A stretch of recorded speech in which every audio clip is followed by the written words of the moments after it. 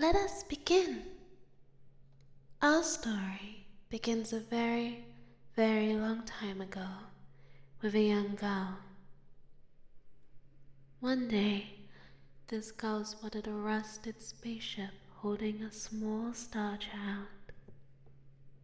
"What is your name? Are you lost?" the girl asked the star child. "I'm Luma, and I'm waiting for Mama." "She's coming for me on a comet," said the star child, who had been waiting day and night. "Don't worry, I'll wait with you," the little girl promised Luma. At nightfall, the little girl borrowed her father's telescope and peered into the sky. She looked and looked, but she saw nothing. Hours turned into days, and then years, but still the sky revealed nothing. Finally, the little girl sighed and said to Luma, "If we stay here looking much longer, I'll be an old lady soon." But then she had an idea. "Why don't we go out there and find your mother ourselves?" The girl and Luma fixed up the rusty spaceship, and then the two set sail into the starry sky. And this is how the search for the celestial mother began. Days passed with no sight of the comet, or even a single planet. Instead, asteroids extended for as far as the eye could see. "If I'd known it was going to take this long, I would have packed more jam," said the little girl, above the rumble of her belly. Before they left, she had packed all the essentials: telescope, butterfly net, stuffed bunny, bread, milk, jam, and apricot-flavored tea. "But I forgot to bring water." At this, Luma burst into gales of laughter, and the girl began to pout. "As long as I have starbits, I'll be fine," said Luma. "Want some?" The little girl couldn't stay mad after hearing this. Luma continued to laugh, and the girl couldn't help but join in. "All right, maybe just a nibble." Leaning far out of the ship, the pair began to collect starbits with the girl's net. They almost fell out a few times, but they kept on collecting. The starbits tasted like honey.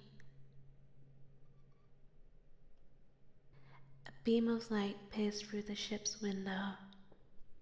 Thinking it was the morning sun, the girl peered through the window, only to find a turquoise blue comet shimmering at her.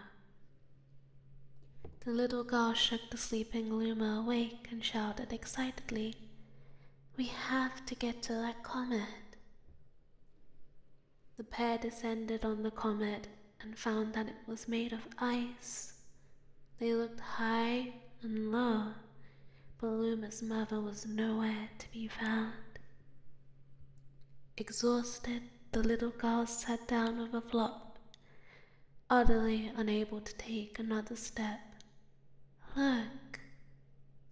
Peering down at the icy ground where Luma was pointing, the girl suddenly noticed a cluster of starbits encased in the ice. "Pretty good, huh? Finding starbits is my specialty," said Luma.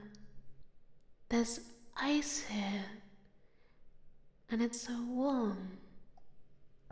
I'll bet there's water here too. the two decided to stay on the comet for a while. Riding the turquoise comet, the pair continued their search for Luma's mother. One night, the girl dreamed about her own mother. "Where are you going?" she asked her mother, retreating back. Without turning, her mother replied, "Don't fret, dearest. I'm not going anywhere. I'm always watching over you, like the sun in the day and the moon in the night." A wave of sadness washed over the girl. "What about when it rains and I can't see the sun or the moon?" Her mother thought for a moment before responding. "I will turn into a star in the clouds and wait for your tears to dry." And when she awoke, the girl's face was damp with tears. "You have starbits in your eyes," said Luma to the girl, wiping her face. The girl replied, "These are tears, not starbits. I'm crying because I'll never see my mother again." And at this, Luma began to cry too. "Mama, oh mama." The pair traveled through the starry skies, and though they encountered many other comets, not one of them held Luma's mother. Luma was despondent. Now, Luma. The rain clouds won't go away if you keep crying," the girl said, giving Luma a squeeze. "I'll give you a present if you stop." The girl closed her eyes and said gently, "I'll take care of you."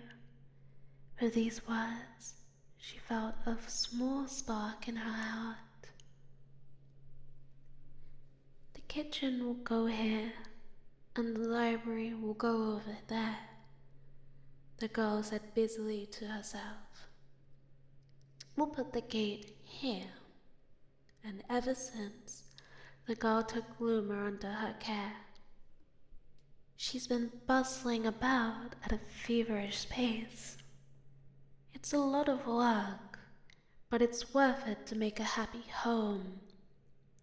It turned out that the starbits weren't the only things buried in the ice. There was tools and furniture unlike any that they had ever seen. And the girl used them to build a home. Looking at the completed house, Luma remarked, "Don't you think it's awfully big for just the two of us?" With a library, bedroom, kitchen, fountain, and a gate, it was certainly spacious, but still, something seemed to be missing. "If only my father, brother, mother were here," the girl said wistfully.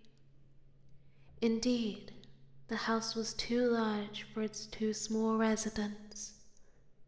But that night, clutching her favorite stuffed bunny, the girl fell asleep in the starship. Then one day, while the girl sat sipping tea, a tiny apricot-colored planet appeared on the horizon. From the planet, another Luma of the same color emerged. "Do you two know each other?" the girl asked the two Lumas gleefully. Despite the girl's excitement, they seemed uneasy. Instead, they just stared. Then one Luma broke the silence. "My mama!" At once, the apricot Luma parroted back. "My mama! My mama! My mama!" the two Lumas began to dance around the girl frantically, and neither showed any sign of stopping. The girls were so charmed by this adorable scene that she couldn't help but laugh. And that's when something very strange happened. Oh, suddenly, more Lumas began to pop up from the apricot planet. They were different colors, but they all shouted the same thing. My mama. The sight of all the shouting Lumas only made the girl laugh harder. What am I gonna do with all of these children? The Lumas just stared blankly as she doubled over laughing. I guess we'll have to name each and every one of you. Tomorrow, once she had finished naming all of them, she would begin moving all the Lumas into the new house. After seeing their 100th comet, a sudden thought popped into the girl's head. I wonder if my home planet is still as blue as it was. And that's when she remembered her father's telescope. Peeking into the telescope, a tiny blue dot floated into sight. It was smaller than a starbit. How strange. It's so far away, but it feels so close. She twisted the knob of the telescope, and the blue dot grew until she could make out a grassy hill dotted with flowers. It seemed very familiar to her. Zooming even closer, a terrace on the hill came into view. I used to go stargazing there when I lived on my home planet. She remembered, rubbing the sleep out of her eyes as she followed her father up on the hill to look at the stars. She remembered how she and her brother would sled down the hill. She remembered having picnics with her mother on the hill, and this was on bright and windy days. But I want to go home. I want to go home right now. The girl burst into tears, and the Lumas didn't know what to do. I want to go home. I want to go back to my house by the hill, and I want to see my mother. The girl was shouting now, her face wet with tears. But I know she's not there. I knew all along that she wasn't out there in the sky. Because she's sleeping under the tree on the hill. The girl's cries echoed through the stars, and the hush fell over the area. Though usually quite cheery, one day the girl became sad again. Luma drew close and tried to comfort her. Mama, you still have me. And don't be sad about your mama, because she's a part of you. That means she's always close by. It's like me. I love starbits because they remind me of my mama. No, the girl said, unable to stop the tears. A lonely look flickered across Luma's face, but it was soon replaced by a wide grin. I have an idea. I'll transform into a comet, a soaring comet that can carry you all on this journey. And with that, Luma, trailing bands of white, soared high into the sky and just as quickly started to plummet back down. Kablam! The ground shook, and a bright light poured out of the crater that the Luma had created. The bands of light twisted together to form a comet tail, and then Luma emerged, reborn as a comet. The girl could hardly believe her eyes. But how? She kept asking. Our destiny as Lumas is to transform into different things, said a red Luma who had suddenly appeared. Stars, comets, planets. We can become all of these things. When I grow up, I want to become a star that makes someone special smile, said a green Luma. A blue Luma chimed in. That Luma turned into a real cutie of a comet, didn't he? All the Lumas together said, No more crying, Mama. Thank you, said the girl in a whisper, and she pulled the Lumas close and hugged them. From that day on, starbits no longer fell from the girl's eyes. The comet set forth for the girl's home planet, its long tail blazing proudly behind it. With its many lumas and telescopes, the comet was quite a sight to behold.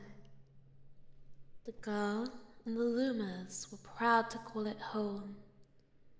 At a welcoming party for a new Luma, the girl gathered everyone in the kitchen and said in a louder voice than usual, All right, everyone, let's make a cake sprinkled with star bits.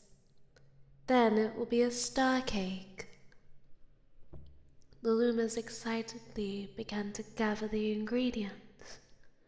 As she watched the Luma scurry about, the girl smiled and thought to herself, This is my family now, and I will stay with them until they're ready to leave the nest. And when they do leave, I'll see them off with a smile, because that's what makes a mother happiest. That night, when the girl lay down to sleep, a soft light enveloped her and reminded her of the blue planet she once called home. But it would be nice to return home once every 100 years to nap in my favorite sleeping nook. The comet carrying the Lumas and the girl continues on its journey to this very day, with more family members in tow than can be counted. It's said that the comet visits the girl's home planet once every 100 years. Its proud white tail glittering in the sky. The end.